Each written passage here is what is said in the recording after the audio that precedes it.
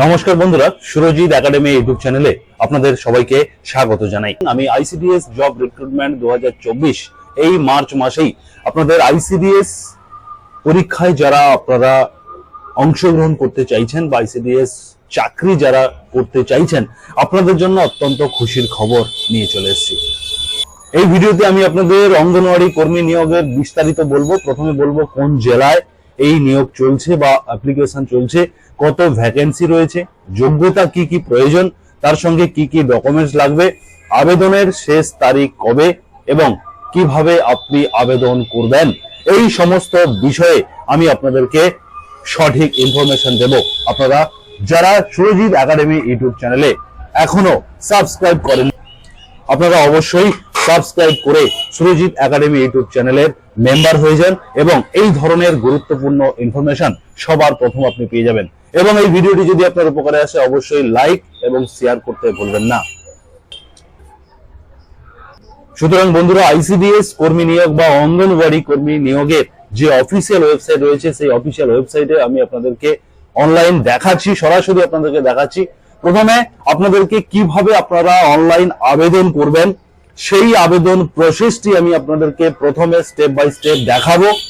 Online application process দেখানোর পরে আপনাদেরকে বাকি আর সমস্ত ইনফরমেশন আপনাদেরকে আমি দিয়ে দেব।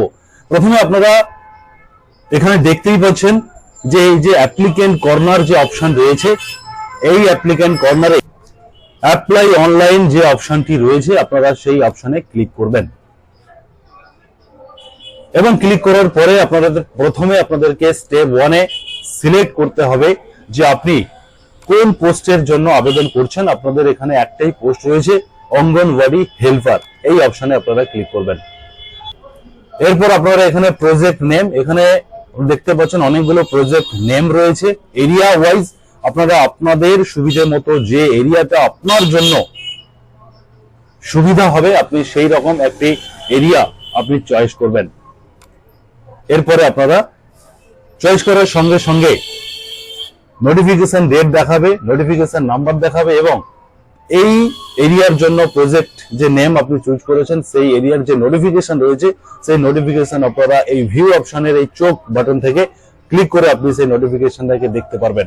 এরপরে আপনাদের পরের স্টেপ রয়েছে, আপনি কোন পঞ্চায়েতে আপনি অ্যাপ্লাই করতে চাইছেন। এই পঞ্চায়েতগুলিতেই কিন্তু ভ্যাকেন্সি রয়েছে, আপনারা আপনার সুবিধা মতো আপনি পঞ্চায়েত সিলেক্ট করে নেবেন এবং এরপরে পঞ্চায়েত সিলেক্ট করার পরে এখানে আরেকটি অপশন আপনাকে দেওয়া হয়েছে যে আপনাকে রেসিডেন্সিয়াল সার্টিফিকেট অবশ্যই নিতে হবে। আপনি অ্যাপ্লিকেশন করার আগে আপনার যে লোকাল অথরিটি যারা রয়েছে, সেখান থেকে আপনারা এই রেসিডেন্সিয়াল স্থায়ী বাসিন্দার সার্টিফিকেট আপনারা নিয়ে রাখবেন।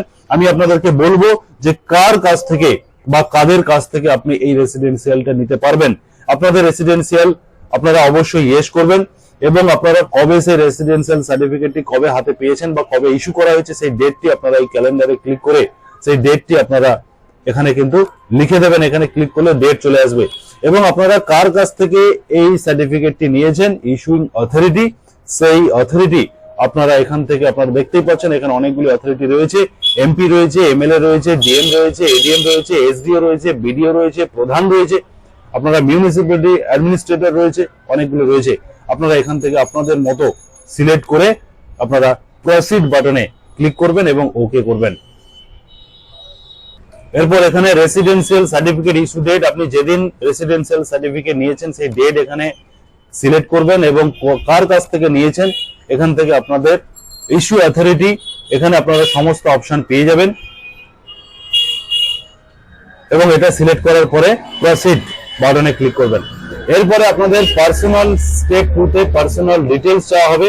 এখানে আপনার অ্যাপ্লিকেন্ট নেম এখানে লিখবেন, মোবাইল নম্বর দেবেন, ফাদার নেম লিখবেন এবং এখানে রয়েছে গার্ডিয়ান নেম, গার্ডিয়ান নেম লিখবেন এবং এখানে বলা হচ্ছে যে রেসিডেন্সি রিলেশন উইথ গার্জিয়ান বা গার্ডিয়ান, এখানে যার নাম লিখবেন গার্জিয়ানের ঘরে, তার সঙ্গে অ্যাপ্লিকেন্ট বা যার নামে আপনারা অ্যাপ্লিকেশন করছেন তার কি সম্পর্ক, এখানে সেই রিলেশনটা লিখে দেবেন এবং এখানে ম্যারিটাল স্ট্যাটাসে ম্যারিড, আনম্যারিড, ডিভোর্সি, উইডো, যেখানে এগুলো অপশনগুলো রয়েছে, যেটা আপনার জন্য হবে অ্যাপ্লিকেবল আপনারা সেটা এখান থেকে চুজ করবেন। এবং হাজবেন্ড যদি ম্যারিড হয়ে থাকেন হাজবেন্ডের নাম লিখবেন, বা আপনারা যদি উইডো হয়ে থাকে সেক্ষেত্রে আপনারা হাজবেন্ডের নাম দিতে পারেন, এবং এক্ষেত্রে আপনাদের অটোমেটিক্যালি যেহেতু আইসিডিএস বা অঙ্গনওয়াড়ি কর্মী শুধুমাত্র ফিমেলদের জন্য, সে কারণে এখানে ফিমেল অলরেডি সিলেক্টেড রয়েছে।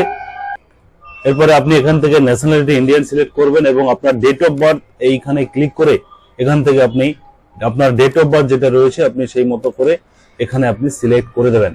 এরপরে রয়েছে স্টেপ 3 তে রয়েছে পার্মানেন্ট অ্যাড্রেস ডিটেলস। এখানে অ্যাড্রেস লাইনের ঘরে আপনার ভিলেজ, পোস্ট এবং আপনার পিএস এটা লিখবেন, এবং তার সঙ্গে সঙ্গে নিচে আলাদা করে ভিলেজের ঘর রয়েছে, আপনি এখানে ভিলেজ বা ওয়ার্ড লিখতে পারেন, লিখবেন।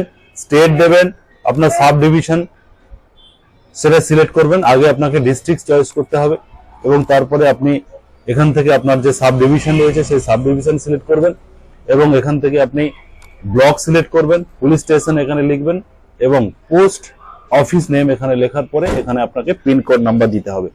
তো এইভাবে আপনি এটাকে কমপ্লিটলি নির্ভুলভাবে আপনি ফিল আপ করবেন, এবং এখানে প্রেজেন্ট অ্যাড্রেসের ঘরে আপনার যদি ওপরের অ্যাড্রেস এবং প্রেজেন্ট অ্যাড্রেস যদি সেম হয়ে থাকে তাহলে আপনি এখানে সেম অ্যাজ পার্মানেন্ট অ্যাড্রেস এই অপশনে ক্লিক করে দিলে এই ঘরটি আপনার অটোমেটিক ফিল আপ হয়ে যাবে। এরপরে আপনার রয়েছে ID proof details. ID proof ডিটেলসে আপনি কোন আইডি প্রুফ দিতে চাইছেন, আধার কার্ড দিতে চাইছেন নাকি driving licence, pan card, voter ID card, passport, যেভাবে রয়েছে আপনি এই অপশন থেকে যে কোনো একটি আপনার মতো চয়েস করবেন, এবং সেই প্রুফের আইডি যে নাম্বার রয়েছে সেটা এখানে আপনি নির্ভুলভাবে বসাবেন, এবং এখান থেকে আপনি ক্যাটাগরি সিলেক্ট করবেন যে আপনি কোন ক্যাটাগরি রয়েছেন সেই ক্যাটাগরি আপনি সিলেক্ট করবেন। যদি আপনি ওবিসি এ হয়ে থাকেন, এরপরে আপনাকে যে আপনার যে সার্টিফিকেট রয়েছে সেই সার্টিফিকেটের ডিস্ট্রিক্ট, কোন ডিস্ট্রিক্ট থেকে আপনি সেই সার্টিফিকেট করেছেন সেই ডিস্ট্রিক্টের নাম আপনি এখান থেকে সিলেক্ট করবেন, এবং ইস্যু অথরিটি দেবেন, কোন ইস্যু অথরিটি সাব ডিভিশন বা কোন কে আপনাকে সার্টিফিকেটটি দিয়েছে ইস্যু অথরিটির নাম এখান থেকে আপনি এই অপশন থেকে সিলেক্ট করে নেবেন, এবং আপনার সার্টিফিকেট নাম্বারটি এখানে দেবেন, এবং এই ঘরটিতে ডেট অফ ইস্যু কবে আপনার সার্টিফিকেট ইস্যু হয়েছে সেই ডেটটা আপনি ক্যালেন্ডার থেকে চয়েস করবেন। এরপরে স্টেপ নাম্বার 7 এ রয়েছে যে ডিসেবিলিটি স্ট্যাটাস। যদি আপনার ডিসেবিলিটি সার্টিফিকেট থাকে, মানে প্রতিবন্ধী সার্টিফিকেট যদি থাকে এবং সেটা যদি 40% অ্যান্ড অ্যাবাভ হয়ে থাকে সেক্ষেত্রে আপনারা ইয়েস করবেন, আর যদি না হয়ে থাকে নো করবেন। এরপর এডুকেশন কোয়ালিফিকেশনে 12 পাস ব্র্যাকেটে করা রয়েছে, অতএব আপনাকে ইয়ার অফ পাসিং কত সালে পাস করেছেন এবং নেম অফ দ্য ইনস্টিটিউশন, কোন ইনস্টিটিউশন থেকে আপনি পাস করেছেন, কোন বিদ্যালয় থেকে পাস করেছেন সেটা দেবেন, এবং আপনি কত পার্সেন্ট নাম্বার পেয়ে পাস করেছেন সেটা এখানে আপনাকে দিতে হবে। তার মানে এখানে আপনি বুঝেই গেলেন যে আপনার এই অঙ্গনওয়াড়ি কর্মীর নিয়োগের বা অ্যাপ্লিকেশনের জন্য আপনার মিনিমাম কোয়ালিফিকেশন 12 পাস অর্থাৎ এইচএস পাস অবশ্যই হতে হবে, সেই মতো এখানে ইনফরমেশন চাওয়া হচ্ছে। এবং 9 নম্বর স্টেপে আপনার হাইয়েস্ট কোয়ালিফিকেশন যদি থাকে এইচএস এর পরেও আপনার যদি গ্র্যাজুয়েশন থাকে, এমএ থাকে, সেক্ষেত্রে আপনি এখান থেকে সেটাকে অ্যাড করে দেবেন। এরপরে রয়েছে স্টেপ নাম্বার 10 এ রয়েছে language opted for the written examination. যখন আপনি পরীক্ষা দেবেন তখন আপনি কোন ভাষায় পরীক্ষা দিতে চাইছেন, বাংলা নাকি হিন্দি, সে মতো আপনি চয়েস করবেন। সমস্ত কিছু ইনফরমেশন সঠিক থাকলে আপনি এখানে I hereby declare that all statement made in the application, যে ডিক্লারেশনটি রয়েছে এই ডিক্লারেশনটি আপনি ভালো করে দেখে নেবেন এবং এই চেক বক্সে ক্লিক করবেন, এবং আপলোড সিগনেচার আপনাকে এখানে আপনার একটি সাদা কাগজে কালো কালিতে সিগনেচার করে সেটা আপনাকে এই আপলোড অপশনে গেলে আপনার মোবাইল থেকে যদি করেন বা কম্পিউটার থেকে যদি করে থাকেন তাহলে সেক্ষেত্রে আপনাকে সিগনেচার আপলোড করে দিতে হবে। এবং একেবারে উপরে ছিল আপনার photo, passport size photo, colour photograph আপনাকে এখান থেকে আপলোড করে দিতে হবে স্ক্যান করে। এটা সম্পূর্ণভাবে ফিল আপ হয়ে যাওয়ার পরে আপনি ভালো করে ভেরিফাই করে দেখে নেবেন, সমস্ত কিছু ঠিক থাকলে সাবমিট বাটনে ক্লিক করবেন। সাবমিট করার পরে আপনার নেক্সট এই পেজটি চলে আসবে যেখানে অ্যাপ্লিকেশন নাম্বার লেখা থাকবে, applicant name, mobile number, date of birth, applicant father name, applied post এবং জিপি, সমস্ত কিছু আপনারা দেখে নেবেন। এবং এরপরে দুটো প্রিন্ট আউট আপনাকে নিতে হবে।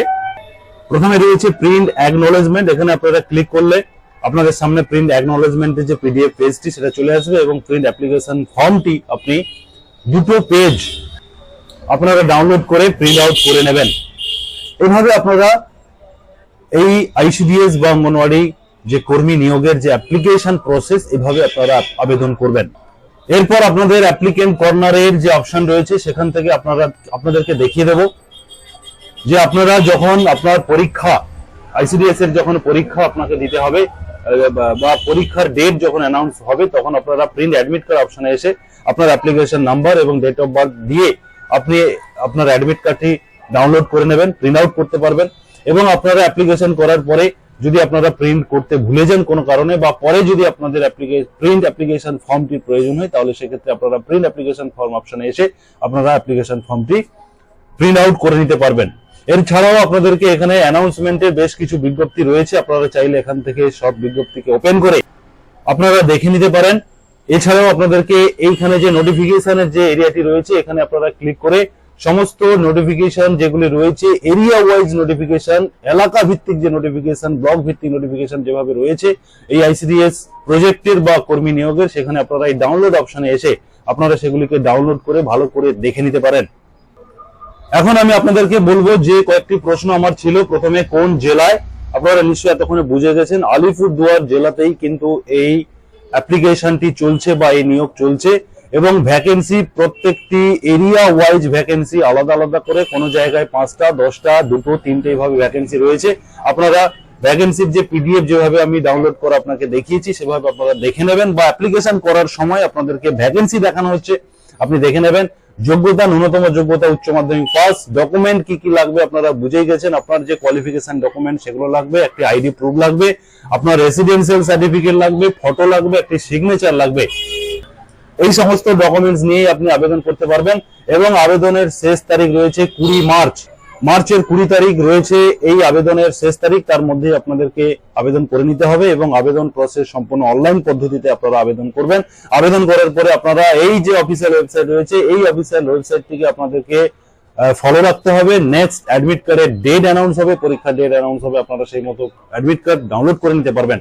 তো বন্ধুরা, যারা সুরজিৎ একাডেমি ইউটিউব চ্যানেলে এতক্ষণ ভিডিও দেখছেন, আপনাদের প্রত্যেককে অসংখ্য অসংখ্য ধন্যবাদ জানাবো এবং রিকোয়েস্ট করব এই ভিডিওটি আপনারা শেয়ার করবেন, সবাইকে জানিয়ে দেবেন এবং সুরজিৎ একাডেমি ইউটিউব চ্যানেলের সঙ্গে থাকবেন সাবস্ক্রাইব করে।